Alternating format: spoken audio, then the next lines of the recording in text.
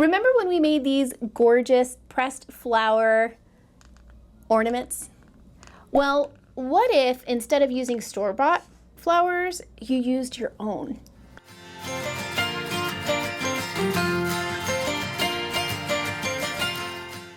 Hey maker, Emily here, otherwise known as That Mom with a Laser. And in this video, I'm going to show you how I put together my flower presses. Like this adorable one I made for Valentine's Day, Best Buds Forever. It's a great gift for Valentine's Day as well as Easter baskets and spring. So if you are like me and you just love all things flowers, I think you're going to enjoy this tutorial. So let's get started. Let's begin with the supplies. Obviously, you're going to need my flower press files. I made these with a 1/4 inch maple from Home Depot, but any 1/4 inch will do. I do think 1/8 of an inch is probably too thin, but you're welcome to test it out. You're also going to need 4 bolted screws. For the mini versions, I chose to use thumb screws because I liked how they looked aesthetically, but whether you're doing the mini version or the large version, you are going to need some kind of bolted screw. Okay, and then you'll also need 4 matching wing nuts. And I have different sizes for the different flower presses as well as links provided in the instructions that come with the file. And you'll also need cardboard and paper, although I prefer blotting paper, which is specifically for flower pressing because it soaks up the moisture better than regular paper does, but you can use regular computer paper, that's fine. Okay, so as you can see here, I have a ton of versions of these flower presses because I really fell in love with them last year. And they all come with the engraved version and a matching color version for those of you that do sublimation and UV printing. Okay, so what I'm gonna do now, see, and then you can take the files like, okay, this one's I'm Wildflower About You. They're perfect for Valentine's Day, but then you can also take the, the pattern and personalize it. Like, how beautiful is that? So I love this one, Best Buds Forever, and then you have a color version. So I have 3 sizes. I have the mini, I have the square, and then we have the rectangle. Okay, so I'm gonna go ahead and show you how to put it together, and we'll press some flowers, and then that'll be it. All right, so we're gonna go ahead and check some of the flowers that these are the flowers that I pressed a year ago when I first made this file. And I checked them maybe after 6 weeks and maybe after another 12 weeks, but then after that, I just set it, and as you can tell, I totally forgot it. So let's go ahead and see how they did. Now, what's easy about these is if you just give it like a quick flick, they come off really quickly. I do want to suggest that when you are putting together the hardware, sometimes these bolts right here, they don't go as smooth. You see how I'm able to just flick the bolts and it just kind of like twists off? That doesn't always happen. So I always test my hardware first because it is, it's time consuming and kind of annoying to have to, go like this. And it's fine when you do it 1 time, but when you have to do it 4 times, it's not so fun anymore, right? So just keep that in mind whenever you're putting your hardware down. Test it. Okay, let's see how these did.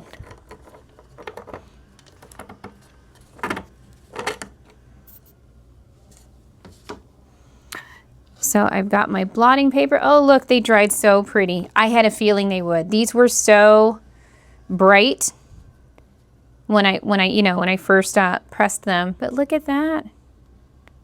They look great.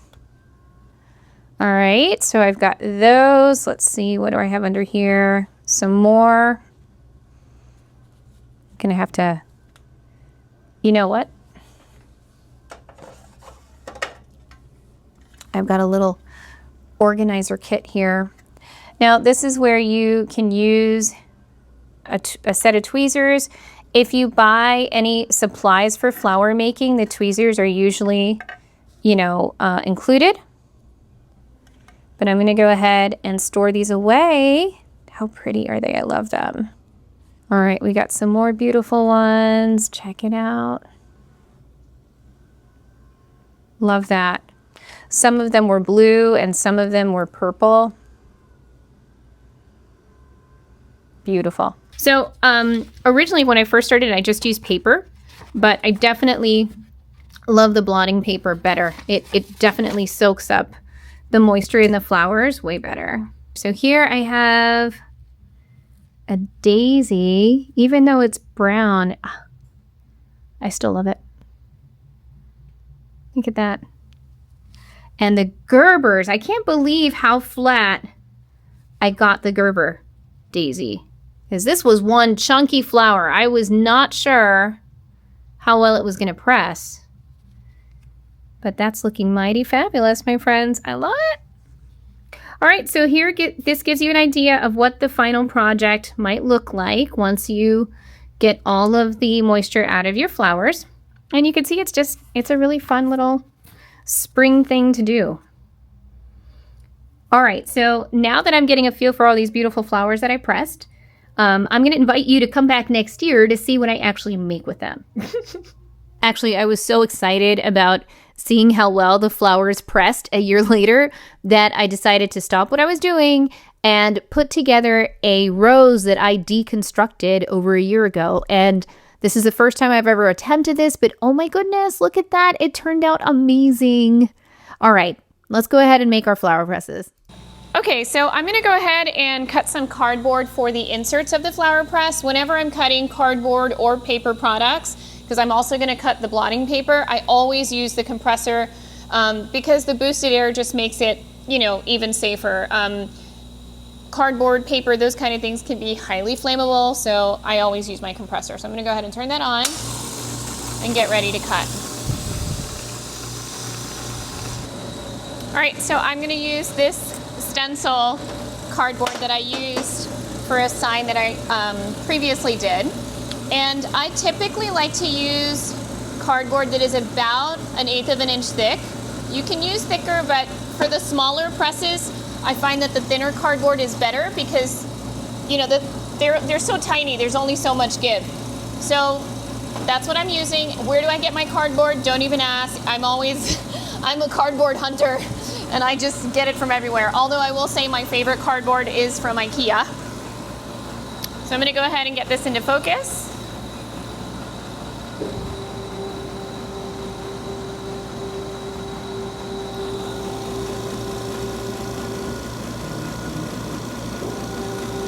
And I should mention that for my larger presses, I like to cut about 10 pieces of cardboard to include with the flower press.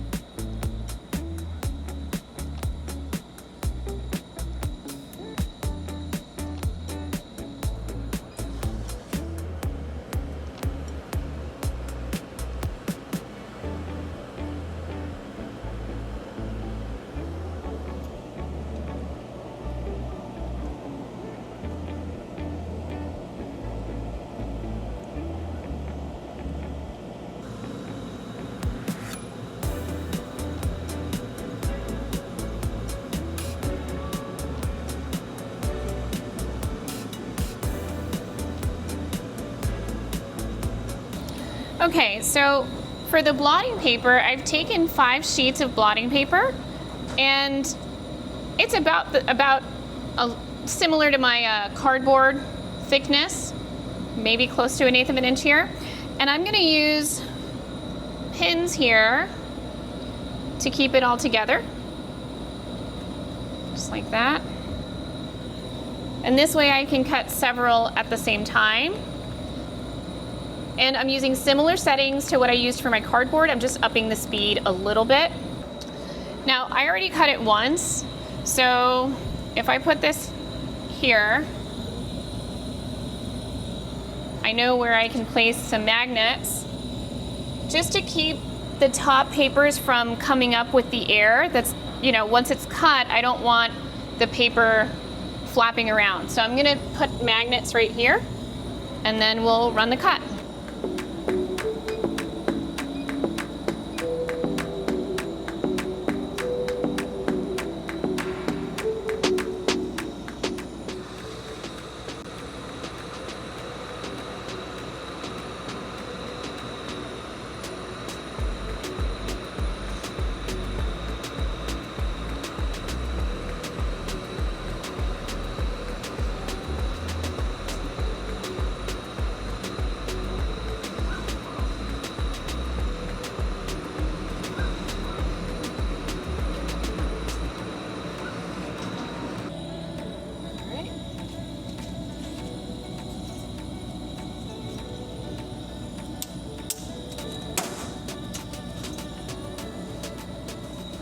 All right, so here I have my mini flower press, and I chose, I see a lot of flower presses that have just hex screws like this. These are the 3.5 ones that are for the larger press. You can make them as long or as short as you want.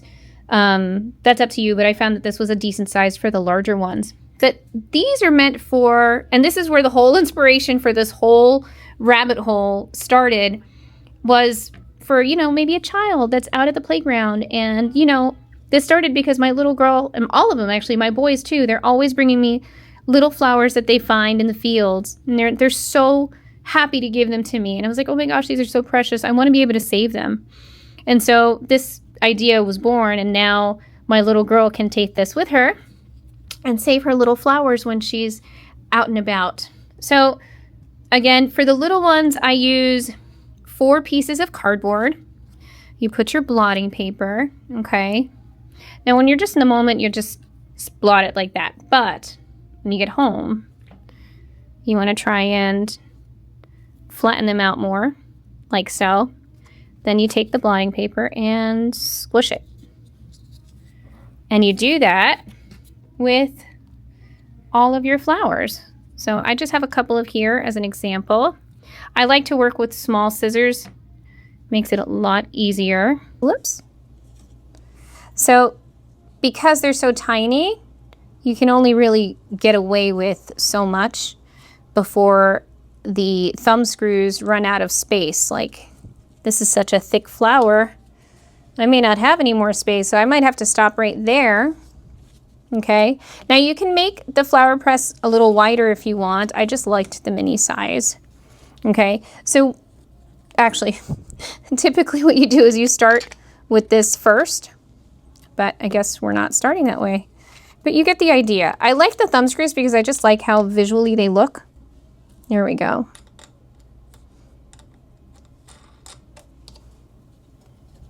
Okay.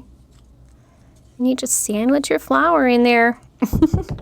And then what you do is, you know, every couple of days, you go back in and you check how it's doing. You might change the blotting paper, okay? Because what you're trying to do is get out as much moisture as possible from the flower so it can dry. And you want to make sure you check on it and change out the paper because you don't want the flowers to mold either, okay? But as you saw from the flower I put together, once you do your due diligence, you can leave the flowers once they're dry and go make your artwork when you're ready. So that's how easy it is to put together these little flower presses. I love them. I think they're great for spring. They're great for Easter stocking stuffers. That's how I advertise them. And they sell really well. And believe it or not, the markup is pretty decent on them. So I hope you have enjoyed our little flower pressing adventure here. You can grab any of the files from my shop. And whether you watch this in the spring or in the winter, I hope you enjoy it. Well, my friends, I had more fun making this tutorial than I thought I would. Whether you're making flower presses just to, you know, have something for a nice keepsake, or you're making your own pressed flower arts, it's really a lot of fun. To grab the file, just click on the link below. And if you're not subscribed to the channel, what are you waiting for? Make sure you hit that bell button and subscribe so you get notifications every time I have a new video. And with that, I look forward to seeing you here soon over at That Mom with a Laser. Bye, guys.